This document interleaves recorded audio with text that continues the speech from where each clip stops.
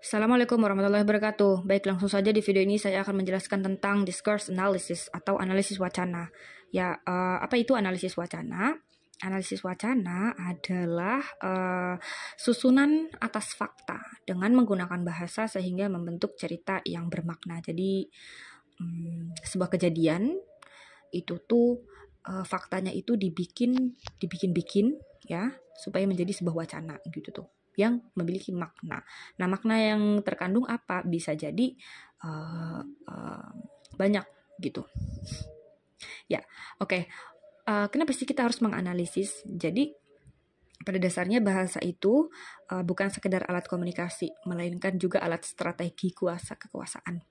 Karena di balik kekuasaan itu terdapat sebuah ideologi. Ya, jadi tujuannya adalah untuk menelisik kekuasaan di balik bahasa gitu. Jadi bahasa itu tuh tercipta karena adanya tujuan kan. Tujuan orang itu tuh, orang ngomong kan ada tujuannya.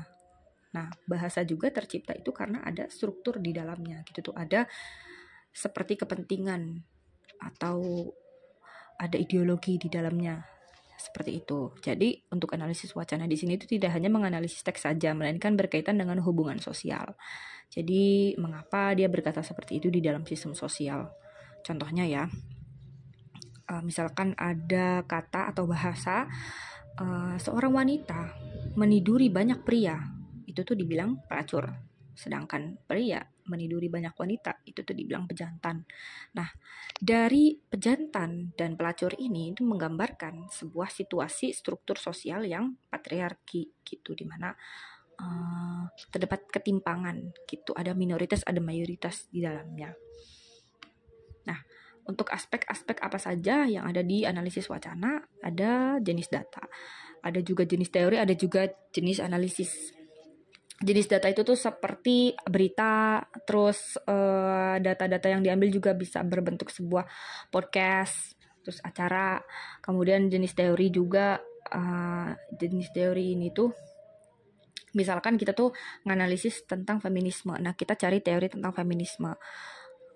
Misalkan ada judul lagu yang jadikan aku yang kedua. Nah, teori feminismenya itu apa sehingga mempresentasikan bahwa memang kultur yang ada di situ atau penulis itu memiliki sebuah ideologi apa gitu.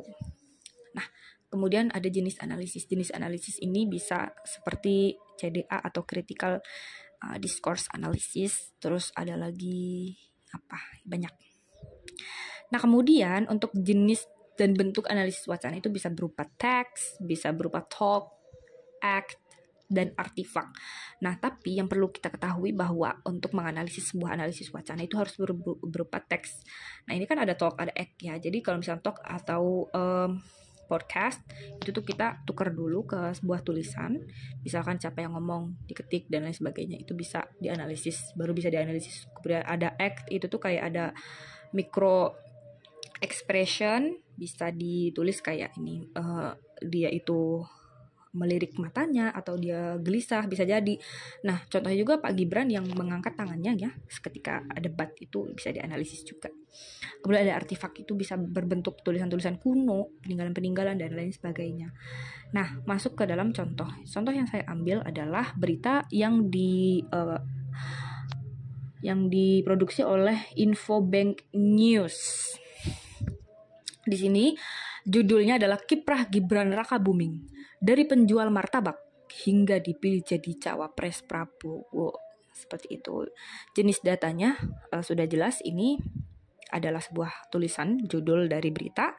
Kemudian jenis teori ini saya sepertinya untuk teori saya belum terlalu mengulik-ngulik ya, tapi saya itu tidak tahu nama teorinya apa, tapi ini tuh lebih ke sepertinya itu ketimpangan kekuasaan dari penjual martabak dan calon wakil presiden. Ya, itu adalah sebuah jabatan atau profesi pekerjaan yang, nah itu tuh teorinya saya belum menguasai sebelah situ, tapi intinya jenis teori ini ya kayak gitu. Nah, kemudian untuk jenis analisisnya itu analisis wacana model Norman Fairclough ya. Nah, jadi untuk model normal Fairclough ini, itu tuh pemakaian bahasa dalam tuturan tulisan adalah sebagai bentuk dari praktik sosial. Nah, untuk model Norman Fairclough ini ingin menyelidiki bagaimana melalui bahasa, kelompok sosial saling bertarung dan mengajukan versinya masing-masing. Contohnya itu kayak nasionalis atau nasionalis versus nasionalis, non nasionalis. Jadi orang yang nasionalis itu tuh dapat melakukan apapun, misalkan memukul ataupun menindak orang yang tidak nasionalis gitu tuh. Nah, di sini kan ada mayoritas dan minoritas yang seperti tadi saya jelaskan. Nah, kemudian setiap praktik dari ideologi membawa konsekuensi seperti tadi. Nah, kemudian di dalam model Norman Fairclough ini ingin mencari wacana apa yang sedang berkembang, kemudian ideologi seperti apa yang sedang diunggulkan. Untuk model Norman Fairclough ini, analisis terhadap teks saja tidak cukup menurut Norman Fairclough ya, karena tidak bisa mengungkap lebih jauh dan mendalam kondisi sosiokultural yang melatar belakangi munculnya teks gitu. Seperti tadi ya, bahwa munculnya teks itu hasil dari konstruksi sosial atau kegiatan sosial.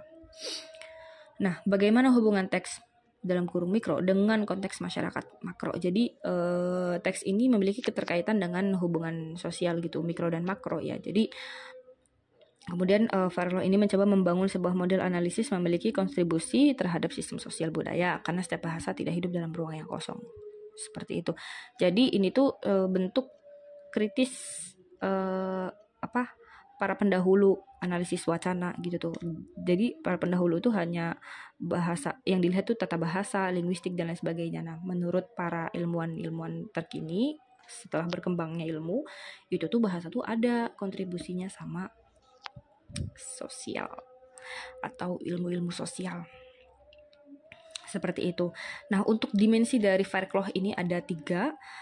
Dan dari ketiga dimensi ada level-levelnya gitu. Yang pertama ada analisis teks atau dimensi tekstual. Jadi seperti tadi contohnya adalah kiprah Raka Bumingrang. Itu tuh kiprah itu apa dalam kamus bahasa Indonesianya. Kemudian kenapa mereka memilih kata-kata. Kemudian ada analisis interpretasi wacana, ada analisis praktis sosial seperti itu. Kemudian ini adalah model kerangka dari Norman Fairclough ada 3. Seperti itu, ada wacana sosial budaya, praktis wacana, produksi teks hingga konsumsi. Seperti itu. Jadi yang bisa jadi dalam analisis ini saya belum terlalu bisa menggunakan analisis ini, alat ini dengan maksimal mungkin. Tetapi kesimpulan yang saya pahami adalah dari judul Kiprah Gibran Rakabuming, dari penjual martabak hingga dipilih jadi cawapres, itu tuh mengingatkan saya kepada tulisan tukang beca naik haji gitu tuh. Jadi tukang beca naik haji itu tuh menjadi viral dan booming, dan wacana itu sangat banyak karena tidak semua tukang beca itu tuh bisa naik haji, dan sepertinya itu sangat-sangat tidak mungkin seorang profesi tukang beca itu tuh dapat naik haji gitu tuh. Nah, sama aja seperti ini judulnya, dari penjual martabak hingga dipilih jadi cawapres Prabowo gitu tuh. Secara fakta dan logika itu tidak mungkin orang yang semena-mena gitu tuh menggeluti bisnis martabak itu tuh dapat dipilih jadi cawapres Prabowo. Nah, ini kan merepresentasikan bahwa di Indonesia memang lagi membutuhkan pemuda-pemuda untuk menduduki kepolitikan gitu tuh. Tapi apakah semua anak muda mampu menjabat di politik? Kan enggak gitu tuh. Mereka harus memiliki kekuasaan dari siapa? Entah dari pamannya, entah dari bapaknya, entah dari keluarga atau siapapun, seperti itu. Jadi udah gitu di Indonesia masalah profesi itu tuh sangat dilihat gitu tuh, sangat dilihat lah pokoknya tuh, kayak misalkan penjual martabak dan presiden. Baik, itu saja yang bisa saya sampaikan. Mohon maaf apabila ada kekurangan. Apabila ada yang ingin menambahkan, silahkan komen di bawah. Terima kasih. Wassalamualaikum warahmatullahi wabarakatuh. Alhamdulillah.